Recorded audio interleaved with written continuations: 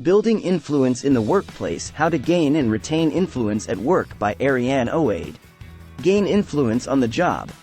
To influence others at work, consider these alternative scenarios. A dedicated, expert management consultant is in an elevator with a powerful partner from another division of his firm. The consultant is doing a superlative job of handling a temperamental client. The partner asks how his assignment is going. It takes effort to remain influential. In the first scenario, he responds, "I have had to spend many hours after work taking my client through the process in a series of one-on-one meetings." The consultant thinks this shows him as hard-working and determined. Yet after he speaks, the senior partner icily disengages. She wonders if the firm has assigned the right person to the job. In the second scenario, the consultant looks directly at the senior partner, says things are moving smartly ahead, and notes that he enjoys working with the client. He says nearly everyone considers the client impossible, but that he's pleased to work well with her. "I have built an excellent relationship," he says. "She listens to my input and adopts my recommendations. We get on well." The partner smiles and decides to plug the consultant into one of her major projects. Perceptions matter, and poor perceptions can be turned around. Here the consultant has a brief opportunity to shape a senior partner's opinion. In the second example, he conveys that he's doing a fine job with a difficult customer and finds the challenge energizing. He thinks quickly, understands what is at stake in the encounter, uses limited time to present himself positively, and shapes the partner's perception of him as an effective professional. The benefit of having greater influence is that it enables you to provide input to the revolving agenda of your organization. That's how office influence works. Say or do the right thing, and you promote yourself to others. Say or do the wrong thing, and you harm your career and maybe kill it. Never be reluctant to promote yourself to your senior executives. Let them know who you are. But handle yourself with grace and tact. Don't be gauche. Plan such valuable encounters in advance. The more divergent your values are, the more opportunity there is to see your colleagues' strengths as mitigants against your own weaknesses. No matter what position you hold, gaining influence is critical to accomplishing your job and succeeding in your career. Your behavior inside and outside the office, as much as your singular capabilities and expertise, determines how much influence you will have. Indeed, you could be your company's most talented specialist, but if you act like a jerk, your influence will be nil. Don't assume that some people are born persuasive while others are not. With diligence, you can develop and use a wide range of skills, tactics, and strategies to influence people at work. Influence at work. Having influence at work means that you can affect your firm's decisions and persuade others to support your positions. If you have that kind of heft, your opinions carry weight. Do not confuse being influential with occupying a position of power. If you believe that an elevated title automatically makes people defer to you, expect a rude awakening. Just being the boss does not mean you hold sway over people's thoughts or actions. Managers with this mindset are seldom genuinely influential. To lead others, step back from your daily activities and think about the ideal influencing methods to use with each specific individual. Often your approach will depend on what another person considers important. Size up each situation. Determine how to read and handle specific personalities. Gaining the power of persuasion at your place of work makes you responsible for using it wisely. Do not deploy influence for personal aggrandizement or to showcase or promote yourself. Rather, use it to help your organization thrive and prosper. Influencing strategies. Learn to decode the strategies others use to persuade while being fully in touch with your own influencing strategies. Understand that an argument that appeals to you will not necessarily appeal to someone else. While your point of view seems perfectly logical to you, it may make no sense at all to your interlocutor. Your goals are to construct your arguments in a way that others find convincing and to appear fully in touch with the other person's agenda. Phrase the introduction to your argument to address their priorities, concerns, and objectives. Arguments that are influential with you will not automatically prove persuasive with other people. Try to determine which strategies will influence a particular person or group, and how. What works with one party may not work with another. To nudge other people, consider their comfort levels, values, and perceptions about the issue you want to shape. Plan your approach with these insights in mind. Is this someone who values process or who prefers to operate in an unstructured manner? Learn the person's style and most potent hot buttons, and tailor your tactics accordingly. The best way to influence others is to think through every facet. Plan strategically. For example, to exert influence during meetings, contact key colleagues beforehand and discuss the essential points you plan to introduce. Gauge their reactions in advance. Forewarned is forearmed. The hallmark of a truly influential member of a workplace is that they have learned how to influence specific key people on the specific key issues over which they would like to have influence. Establishing and maintaining influence often depends on being able to make astute political calculations about how influential colleagues, especially your boss, will weigh the costs and benefits of a pending choice. In such cases, proposing some compromise solution everyone can accept is often wise. In contrast, you can irredeemably damage your reputation and your influence by insisting on a hardline solution many people do not support. Building influence is not a magical or a mysterious process. Learn all you can about the people you wish to persuade and apply this knowledge to plan your methods. With a sincere effort, you can sway most people. Firmness of character. You must first understand your own values and personal style, as well as the values and personal styles of those you hope to influence. Those who are unsure of themselves or their ideas are unlikely to sway others. Demonstrate self-confidence. To sustain and retain long-term authority, never expect reputation to be all you need, a common mistake. Instead, continue to do the hard work to become and stay influential. Consistently demonstrate the right behavior to move others positively, such as designing your meetings to deliver the maximum benefit to those who attend.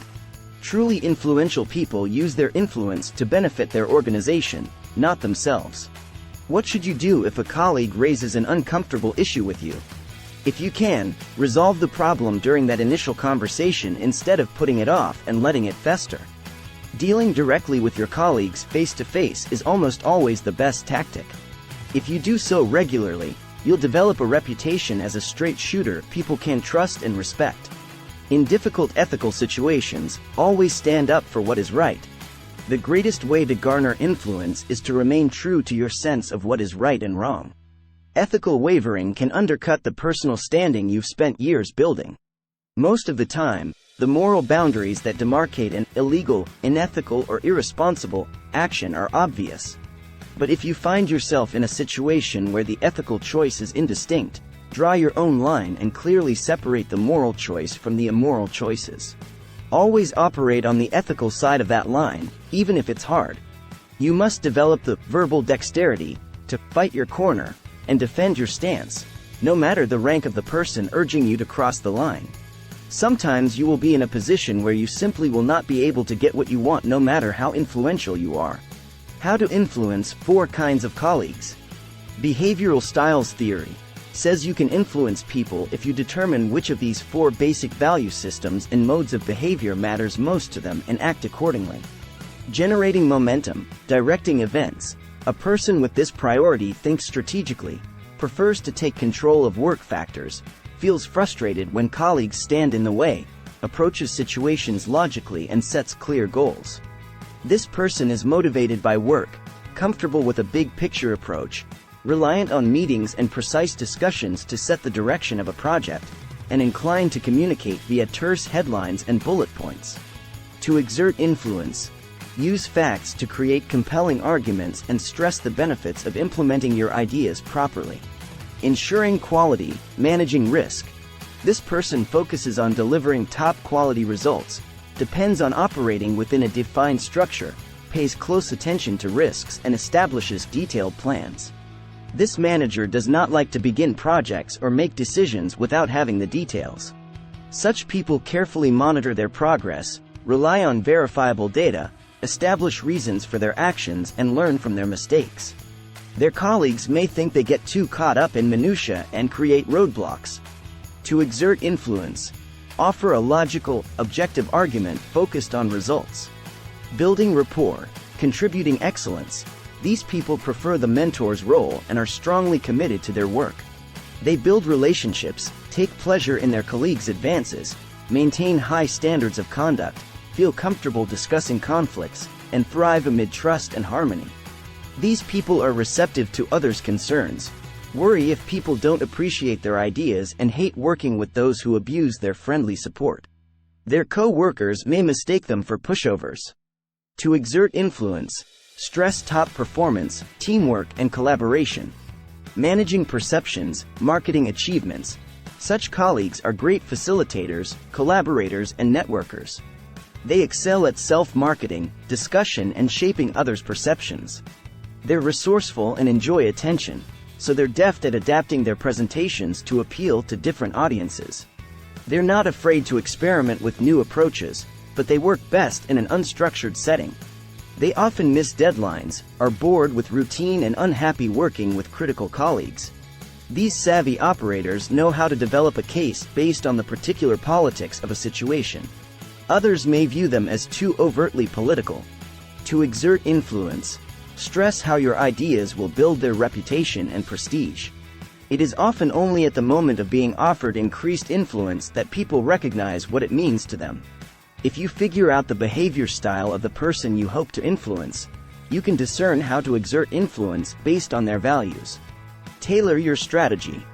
Subtle but powerful adjustments in the way that you position your argument can help you win the day. Advice for influence. As you make your plans, heed these tips on influencing others. Never rush events. Always take as much time as you need to influence pivotal individuals in your company. Leverage your client relationships. If you are close to your clients, ask them to share their good opinion of you with the executives you hope to influence. Maintain quality. Never cover up the shoddy work of irresponsible colleagues who could make you look bad. Call them out on their slovenly work.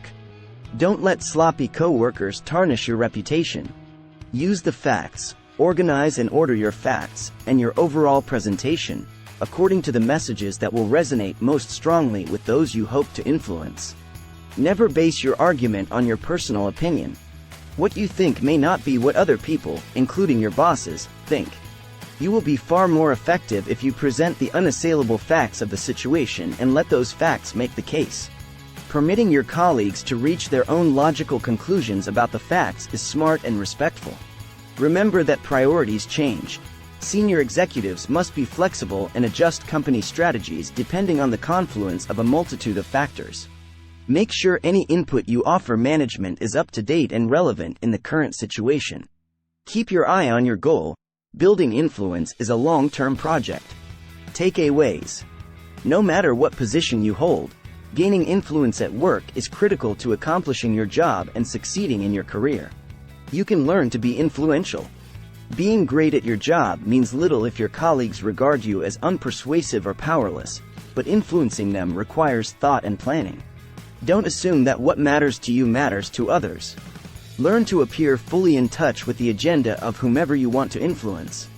Employ different strategies to affect different people by tailoring your tactics to each person's style, values, and preferences. To persuade those who want to control events, stress the utility of using your ideas. For those who focus on structure and quality, be logical and target great results. To influence people who like to build rapport and relationships, you must dwell on teamwork and collaboration. For those who facilitate and network, explain how your ideas build their prestige. Reputation alone isn't enough. Keep working to become and stay influential. For real influence, never waver from your sense of what is right and wrong. Thanks for watching. Please like, share and subscribe this channel for more videos.